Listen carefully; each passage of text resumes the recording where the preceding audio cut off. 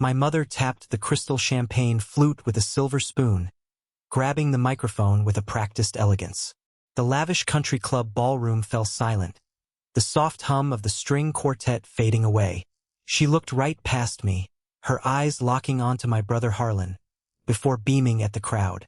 "We are thrilled to announce that the estate, and the $850,000 trust, will go solely to our grandson Paxton," she announced, her voice echoing through the speakers.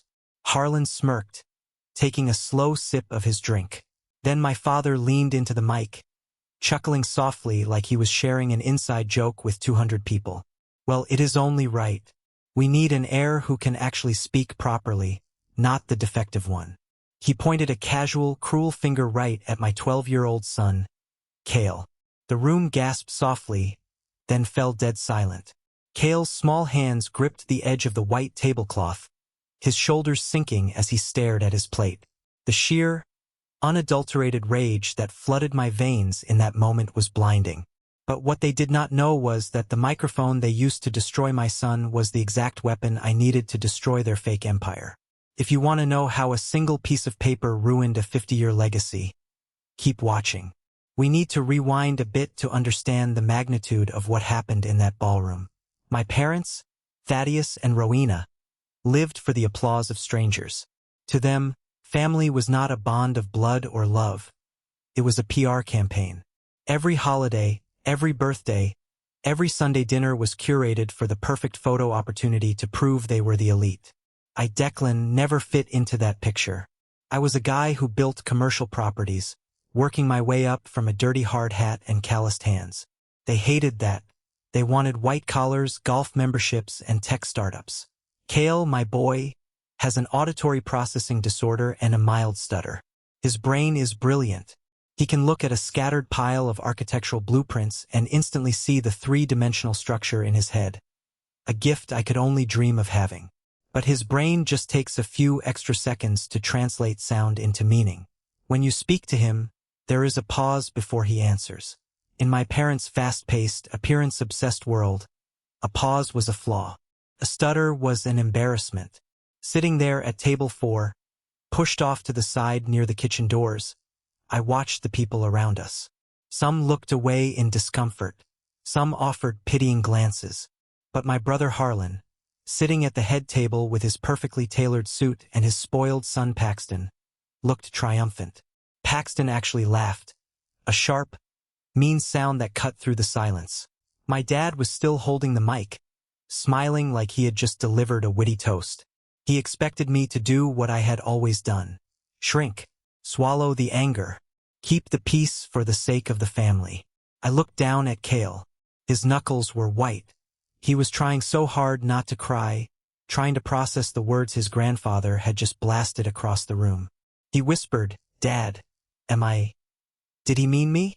My heart shattered, and then it turned into cold, hard steel. I placed my hand over his and squeezed gently. "No, buddy. He meant himself. He just does not know it yet." The clinking of glasses resumed. The conversation slowly picked back up, people eager to pretend they had not just witnessed the emotional execution of a child. My mother waved to the photographer, pulling Harlan and Paxton in for a tight, victorious hug. They looked like a magazine cover. The perfect family. The wealthy patriarchs passing the torch to the brilliant tech CEO son and the flawless grandson. It was a beautiful illusion, and I held the match that was going to burn it all down to the foundation. Have you ever realized the people supposed to love you the most are actually your biggest enemies? The realization changes you forever. To understand how we got to that country club, you have to look at the blueprint of our family. I was always the invisible one, the scapegoat. Growing up, Harlan was handed everything. He got the brand new sports car at 16.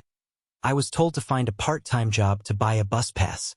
When Harlan failed his college classes, my parents paid a private tutor small fortunes to write his essays so he could secure his degree. When I wanted to go to a trade school to learn construction, my dad laughed in my face and told me I was choosing the life of a peasant. So I paid my own way.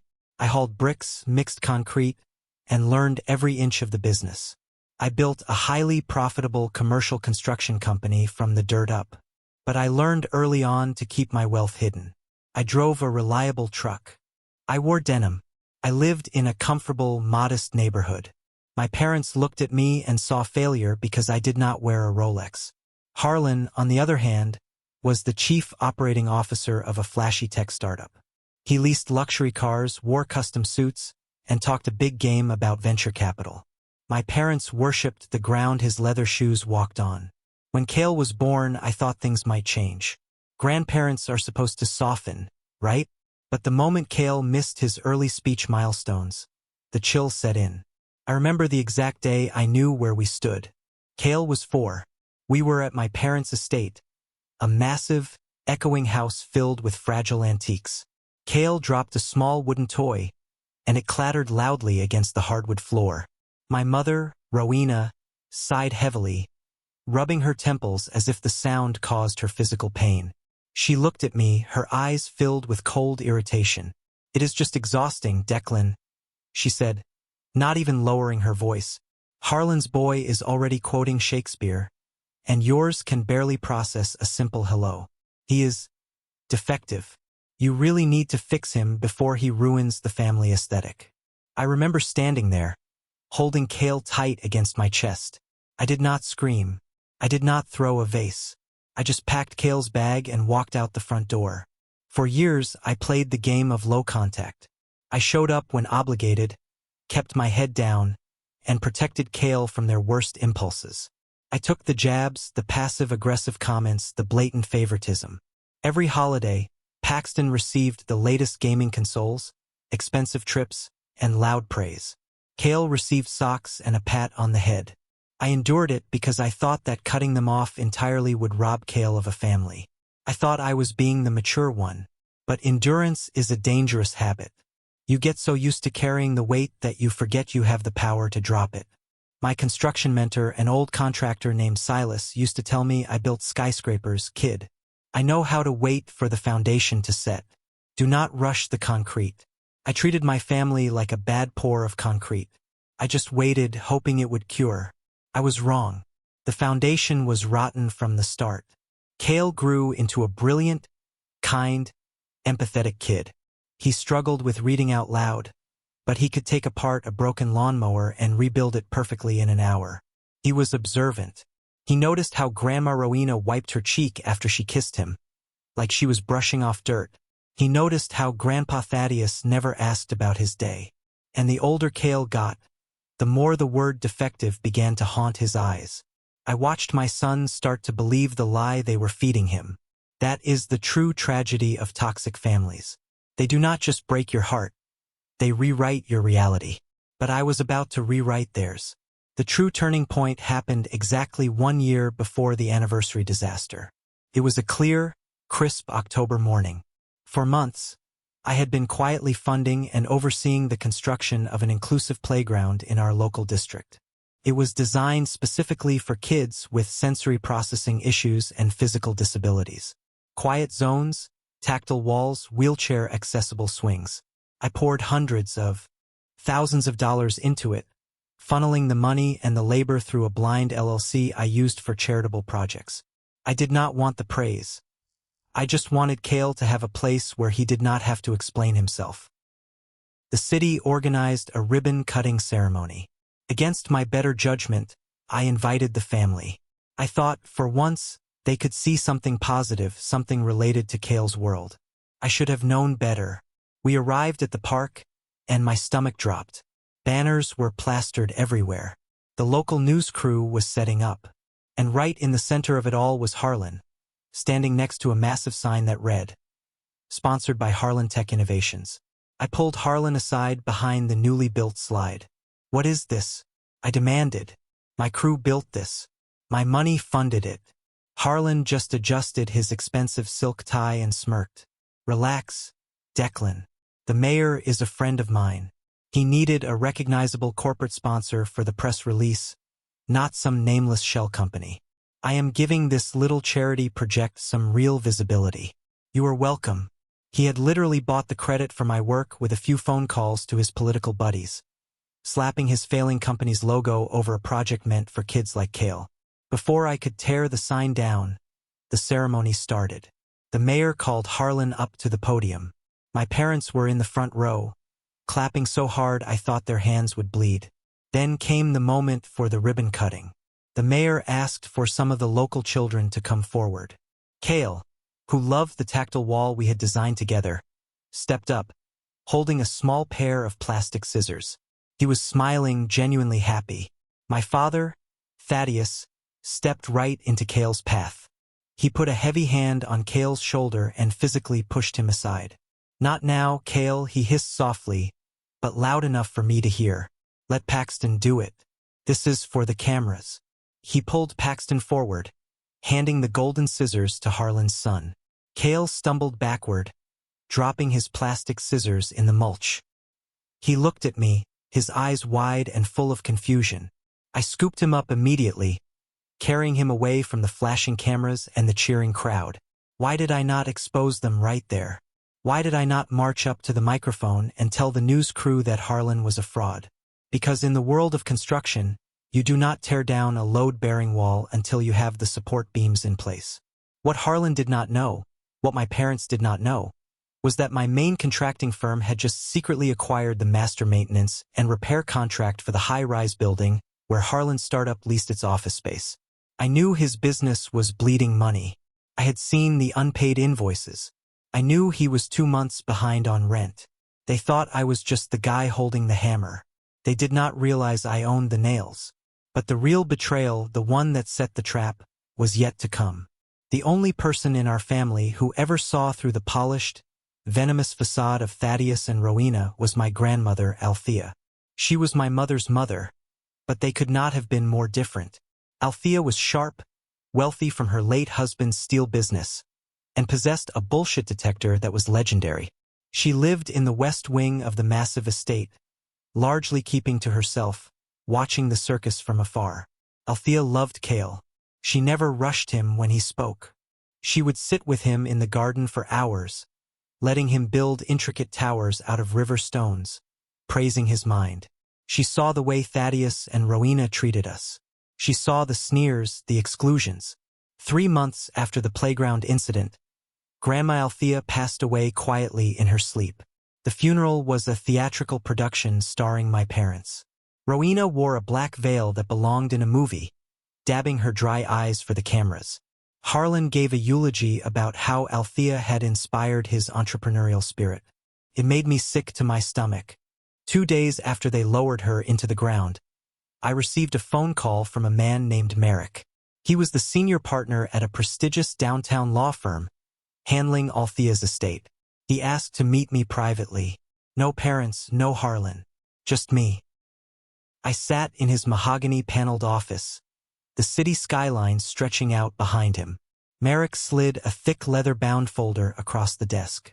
"Your grandmother was a very observant woman, Declan," he said, his voice calm and precise. "She knew exactly what your parents were doing to you, and more importantly, to Cale." I opened the folder. It was a trust document, but not a standard one. Althea had not left the $850,000 or the estate deed directly to my parents as they assumed. She had placed it in a conditional trust.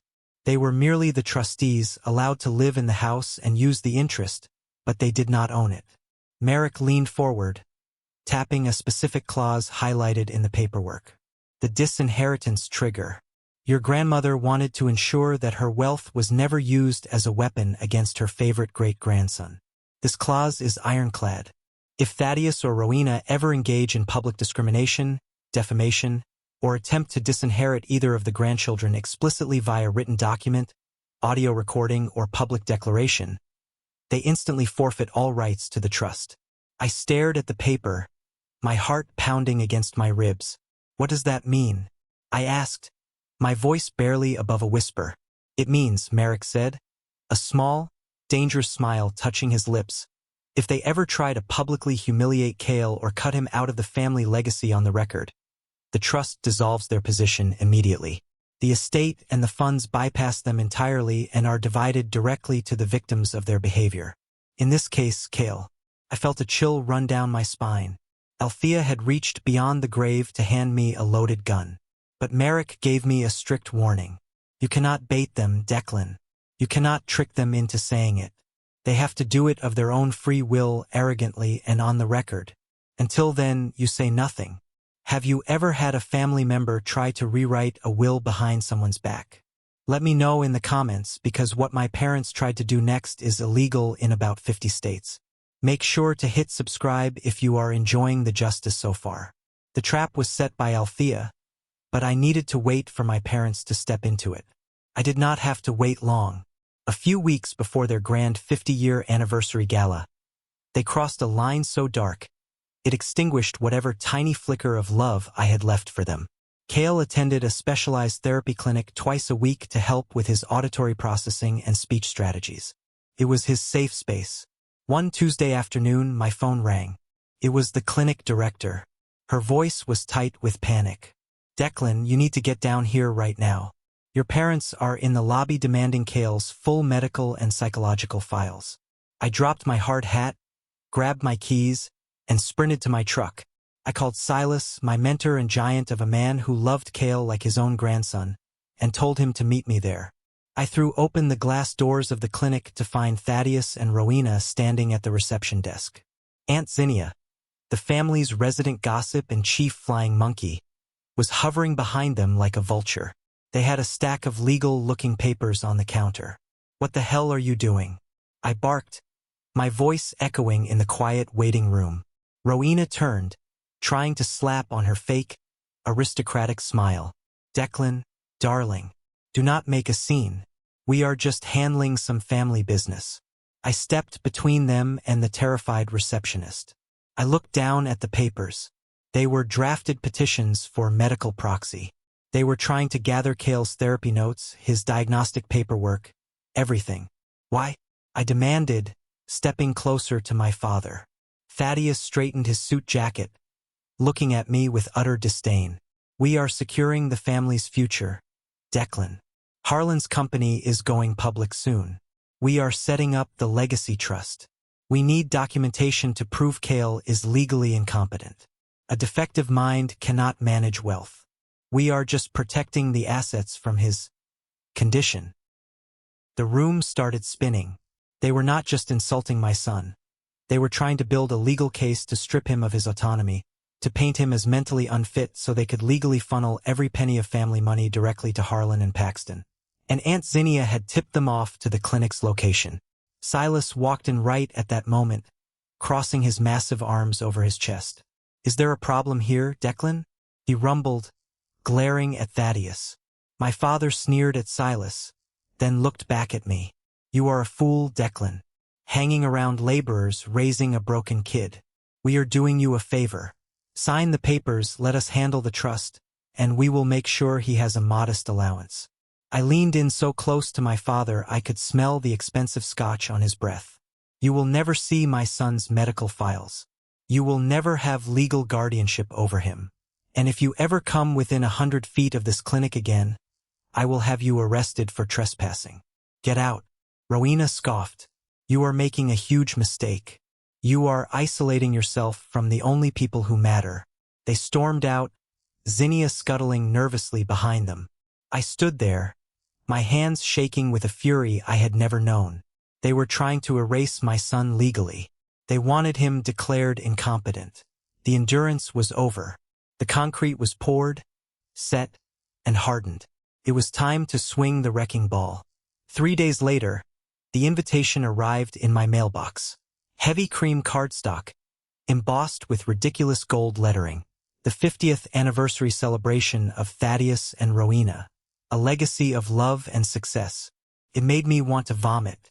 I took the invitation straight to Merrick's office. "They are going to announce the trust details at this party," I told him, tossing the gold card onto his desk. "Harlan is pushing them to lock it down before his startup goes under. They want to make a public spectacle of handing the crown to Paxton and officially excluding Cale." Merrick adjusted his glasses. "If they state it publicly into a microphone in front of witnesses with audio or video recording, the trigger is pulled." "But Declan, are you prepared for the fallout?" "I am prepared for war," I answered. To make sure I had enough ammunition, I asked Silas to pull some strings with his contacts in the banking and real estate sector. I needed to know exactly how desperate Harlan really was. What Silas found was staggering. Harlan's tech company was not just failing. It was a black hole. But worse, Harlan had somehow managed to use forged signatures and manipulated documents from my parents to take out a massive secondary mortgage on the family estate. $2,200,000. He had leveraged the very house my parents slept in to fund his fake billionaire lifestyle, and my parents had no idea. I took that information and I smiled. It was a cold, dark smile. The night of the gala, I stood in my living room adjusting my tie. Cale walked out of his room wearing a sharp navy blue suit. He looked nervous, his eyes darting to the floor. "Dad, do we have to go? Grandma always looks at me weird." I knelt down so I was eye level with my 12-year-old son. I put my hands on his shoulders. "Cale, listen to me very carefully. Tonight, you are going to see some people act very poorly. They might say things that are mean, but I need you to know that none of it is true, and none of it is your fault." He blinked, processing the words, then nodded slowly. "Okay, Dad. Tonight, Cale, you do not look down," I told him, my voice firm but filled with all the love I had in my soul. "When they look at you, you look them right in the eye, because you are smarter, stronger, and better than all of them combined. And tonight, the whole world is going to find out." We walked out to the truck. I had Merrick's leather folder tucked safely in my briefcase. I had the financial documents regarding Harlan's fraudulent mortgage sealed in an envelope. We walked into that country club ballroom not as the scapegoat and the defective grandson. We walked in as the executioners of their fake empire. And the moment my dad tapped that microphone, he signed his own eviction notice. The ballroom of the country club was bathed in the warm, golden glow of crystal chandeliers. Everywhere I looked, there were towering floral arrangements of white roses and orchids, paid for by a family legacy that was built on a foundation of lies. The air smelled of expensive perfume, roasted prime rib, and the kind of arrogance that only comes from generations of unchecked privilege. We were seated at table 4, far enough from the center of attention to be an afterthought, but close enough to serve as the required props for my parents' 50-year anniversary photographs. Cale sat beside me, his small frame looking even smaller in his oversized navy suit. He was playing quietly with the edge of his napkin, his eyes darting around the room, trying to make sense of the overwhelming noise. Up at the head table, my father, Thaddeus, tapped the side of his champagne flute. The sharp, clear ringing cut through the chatter of 200 guests. The string quartet in the corner immediately stopped playing. A hired videographer circled the head table like a shark, a massive camera hoisted on his shoulder, capturing every manufactured smile. My mother, Rowena, stood up and smoothed down her heavily beaded designer gown. She took the wireless microphone from the event coordinator and beamed at the crowd. Her smile was practiced, flawless, and utterly devoid of genuine warmth. "Thank you all for being here tonight to celebrate 50 years of love, success, and above all, family," my mother began, her voice echoing through the massive speakers. She paused, letting the applause wash over her. She drank it in like oxygen. As we look back on the legacy we have built, we also look forward to the future. And tonight, we want to make a very special announcement regarding the continuation of that legacy. She turned and handed the microphone to my father. Thaddeus puffed out his chest, looking out over the sea of business partners, local politicians, and distant relatives. He did not even glance in my direction. "We have always believed that wealth and responsibility must be placed in capable hands," my father boomed into the mic. "That is why we are officially announcing that our grand estate, along with the family trust fund of $850,000, will be passing entirely to our grandson, Paxton." The room erupted into polite applause. Up at the head table, my brother Harlan leaned back in his chair, crossed his legs, and shot a look straight at me. He did not just smile. He smirked. It was a slow, venomous smirk that conveyed years of entitlement and deep-seated insecurity. Beside him, 12-year-old Paxton pumped his fist in the air like he had just won a sporting event. But they were not finished.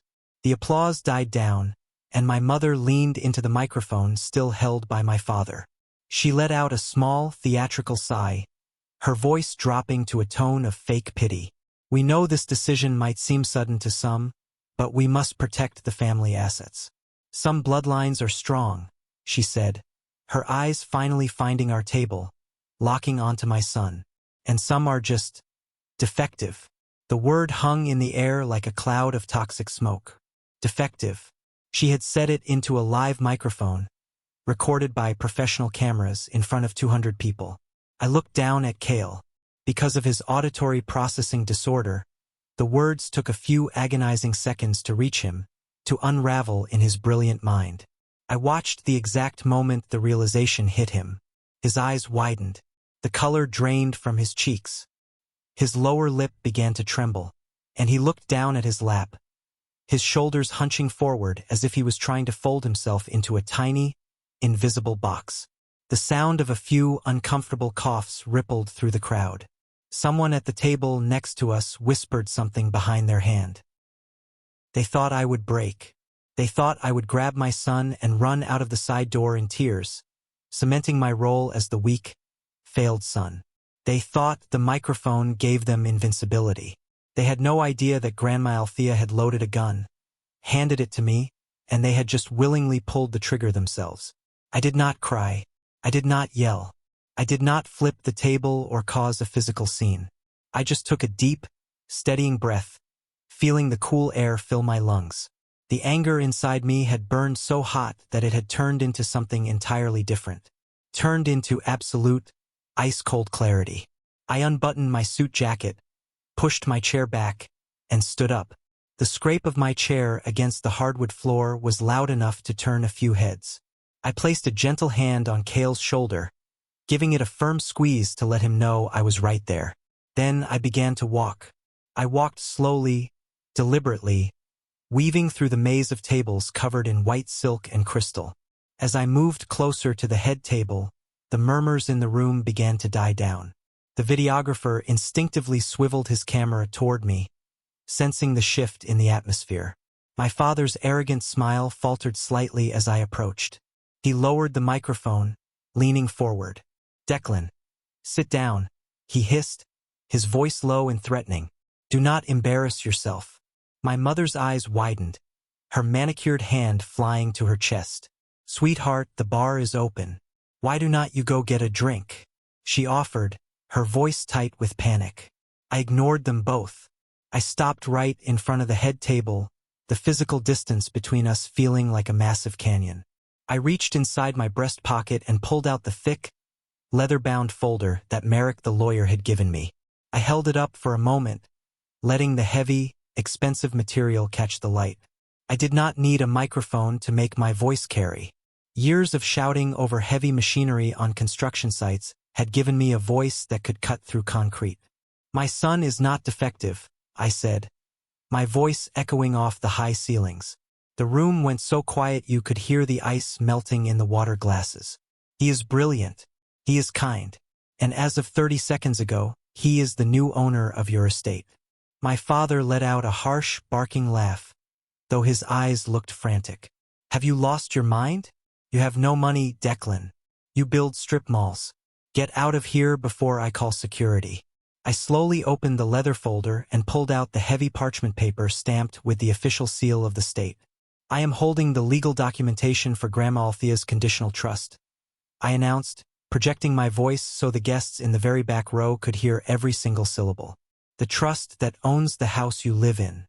The trust that holds the $850,000 you just tried to give away." My mother's face went the color of spoiled milk. Thaddeus grabbed the edge of the table, his knuckles turning white. "That is our trust," he growled. "Althea left it to us."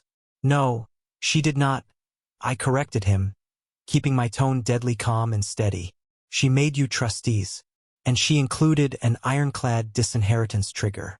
A clause stating that if you ever publicly discriminated against, defamed, or attempted to disinherit either of her great-grandchildren on the record, you would immediately forfeit all rights to the trust." I gestured toward the videographer, who was still recording every second of this disaster. "You just used a microphone and a camera crew to call my son defective and announce his disinheritance. You pulled the trigger. Under the terms of this legal document, your position as trustees is dissolved as of right now." The $850,000 and the deed to the estate bypass you entirely. They go directly to the victim of your public humiliation. They go to Cale. The silence that followed was heavy, suffocating, and beautiful. My mother's hand trembled so violently that she knocked over her crystal champagne flute. It hit the marble floor and shattered into 100 pieces, a sharp, violent sound that mirrored the exact state of their precious legacy. Thaddeus stood frozen, his mouth opening and closing like a fish out of water, his brain struggling to comprehend that the power he had wielded for decades had just evaporated in an instant. The shock in the room was palpable, but the person who reacted first was not my parents. It was my brother, Harlan, the golden child, the supposed genius CEO. He shot up from his chair, his face flushed an ugly shade of crimson. He pointed a shaking finger at me across the table. "You are bluffing," Harlan shouted, his voice cracking with desperation. "You are a blue-collar nobody who plays with dirt for a living. You do not understand how trusts work. You cannot just walk in here with a fake piece of paper and steal my son's inheritance. Mom, Dad, call the police. He is insane." I looked at my brother, feeling nothing but profound pity mixed with disgust. I closed the leather folder and tucked it under my arm. Then, I reached into my other pocket and pulled out a plain manila envelope. I tossed it onto the head table. It slid across the white tablecloth and stopped right in front of my father. "I am not bluffing, Harlan," I said, my voice dropping to a dangerous, quiet register that forced the room to lean in to listen. "But since we are airing out the family finances tonight, let us talk about your inheritance. Let us talk about the $2,200,000 secondary mortgage you secretly took out on the estate to fund your failing tech startup." The color vanished entirely from my father's face. He looked down at the manila envelope as if it were a venomous snake. "What?" Thaddeus whispered, turning slowly to look at his favorite son. "What mortgage? What is he talking about, Harlan?" Harlan took a step back, his eyes darting frantically toward the exit. "It is a lie," he stammered, sweating through his custom silk suit. "He is lying, Dad. I would never." "You forged their signatures, Harlan," I cut in, delivering the final blow. "You leveraged a house that did not even belong to them to borrow millions. You have not made a payment in 6 months. The bank was getting ready to foreclose." My mother let out a small, wounded sound, collapsing back into her chair. She looked at Harlan, her golden boy, her perfect investment, and saw him for the fraud he truly was. "But here is the best part," I continued, unable to stop the cold smile from spreading across my face. "When the bank categorized your massive debt as a toxic asset, they sold it off at a discount to a private commercial holding company. A company that specializes in distressed properties." I leaned over the table, resting my hands on the pristine white cloth, looking my father dead in the eye. "I own that holding company, Thaddeus. The money I made playing with dirt bought your fake empire. I own the debt. I own the trust. I own the house. And as the new primary creditor and the legal guardian of the trust beneficiary, I am giving you notice. Your eviction starts at midnight." I did not wait for their response. I turned my back on the head table, leaving them drowning in their own ruins. The guests parted for me like the Red Sea, staring with a mixture of horror and awe. I walked back to table 4. Cale was standing there, his eyes wide, looking at me like I was a superhero who had just ripped the roof off the building. "Come on, buddy," I said softly, offering him my hand. "Let us go home. The food here is terrible anyway." Cale took my hand, his grip strong and steady. We walked out of the ballroom together, leaving 50 years of toxic history behind us. The fallout began before the sun even came up the next morning. My phone started vibrating on the nightstand at 4 in the morning and did not stop. By 7, I had 30 missed calls and 80 text messages. The flying monkeys had been unleashed. Aunt Zinnia left a frantic voicemail, her voice shrill with manufactured outrage. "Declan, you need to call off your lawyers right now. You ruined your parents' anniversary. You are tearing this family apart over a misunderstanding." I did not respond to any of them. I brewed a pot of strong coffee, sat at my kitchen island, and watched the legal machinery go to work. By 8 in the morning, the situation escalated from private family drama to a public spectacle. Someone, at the party, I still do not know who, had recorded the entire exchange on their phone and uploaded it to Facebook. The video was not just spreading, it was a wildfire, captured everything clearly. My mother's cruel comment about Cale being defective, my father's arrogant announcement, and my calculated, devastating response. The narrative shifted instantly. The relatives who had been calling me a monster an hour earlier were suddenly deleting their text messages. Aunt Zinnia went completely silent. The people who had worshipped my parents' wealth were now watching them get exposed as frauds on the internet. At 9, I received an email from Merrick. The subject line read, "Official transfer confirmation." I opened it. It was a formal legal notice. The disinheritance trigger had been verified through the video evidence. Thaddeus and Rowena were officially stripped of their trustee status. The $850,000 had been successfully transferred into a protected subaccount under Cale's name, locked away and growing interest until his 18th birthday. The legal deed to the estate was now firmly in the control of the new trust. 10 minutes later, my phone rang again. It was my father. Against my better judgment, I answered it, putting it on speaker so I could continue making pancakes for Cale. "Declan, please," my father's voice came through the speaker. It was a sound I had never heard in my 36 years of life. He was crying. The great patriarch, the man who had treated me like dirt on his shoes, was sobbing. "You cannot do this. We have no money. Harlan's creditors are calling us. They are trying to seize our bank accounts. We are blood. Declan, you cannot put your own mother on the street." I flipped a pancake, watching it sizzle on the griddle. I felt no joy in his pain, but I felt absolutely no guilt either. "You put yourselves on the street the moment you called my son defective into a live microphone," I said, my voice flat and devoid of emotion. "I am not punishing you, Thaddeus. I am just holding up a mirror. You are finally experiencing the consequences of your own actions. But where will we go?" He pleaded, his voice cracking. "Harlan will not answer his phone." "That sounds like a problem for the golden child," I replied. "You have 30 days to vacate the property. Do not steal any of the copper wiring on your way out." I hung up the phone and blocked his number. If you have watched this far and you love seeing justice served to toxic families, I want you to drop a W in the comments right now. W stands for win, and this is a massive win for everyone who has ever been the scapegoat. I will be hearting and replying to every single comment that has a W in it. Make sure you are subscribed so you never miss a story like this. The next 30 days were a masterclass in the rapid collapse of a toxic dynamic. When people who only value money lose their money, they lose their entire identity. Thaddeus and Rowena tried everything to stop the eviction. They tried to hire lawyers, but no reputable firm would take their case without a massive retainer, which they no longer had.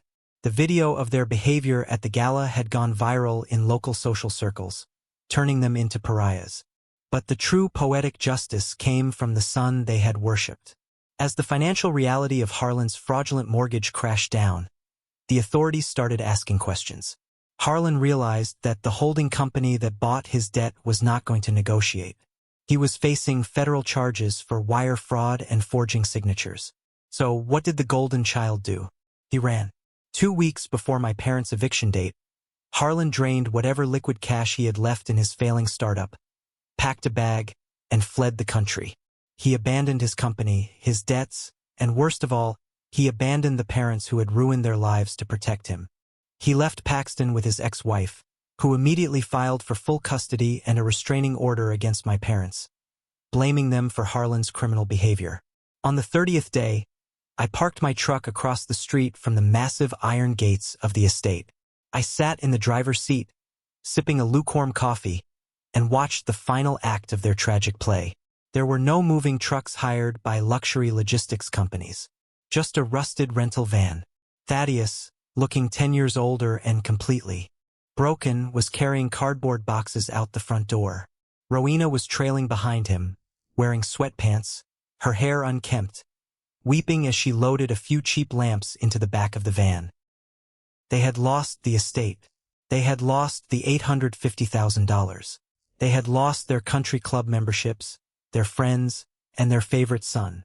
They were moving into a cramped, two-bedroom apartment on the gritty side of town. There was no grand dining room. There was no stage. There were no microphones, and there was no audience left to applaud them. They were finally forced to sit in a tiny room and look at each other, with nothing left but the bitter reality of who they truly were.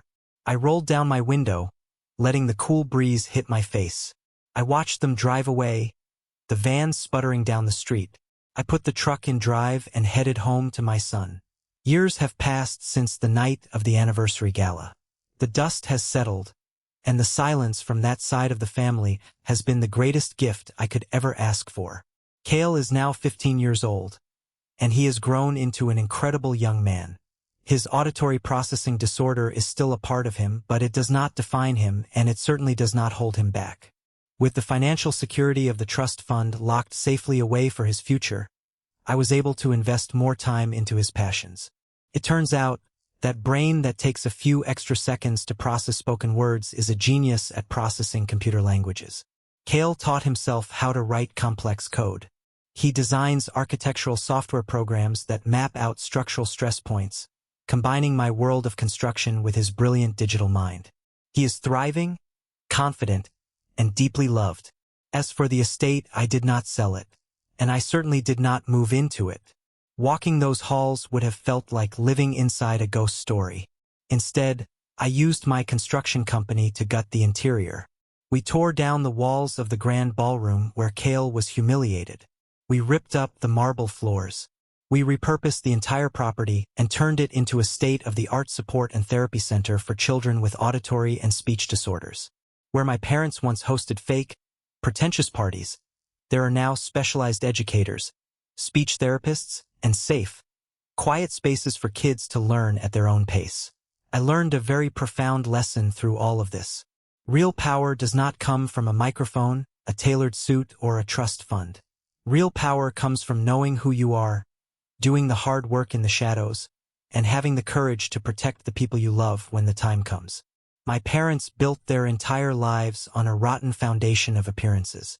It only took one push to bring the whole structure crashing down. The last time I heard anything about Thaddeus and Rowena was through a photo Aunt Zinnia posted online a few months ago.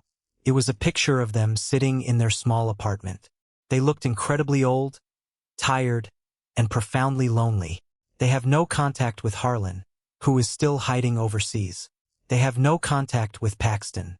And they will never, ever have access to Cale or me again. I look at the life Cale and I have built, and I feel nothing but peace. But I want to throw this out to you all. There are people in my extended family who still whisper that I went too far.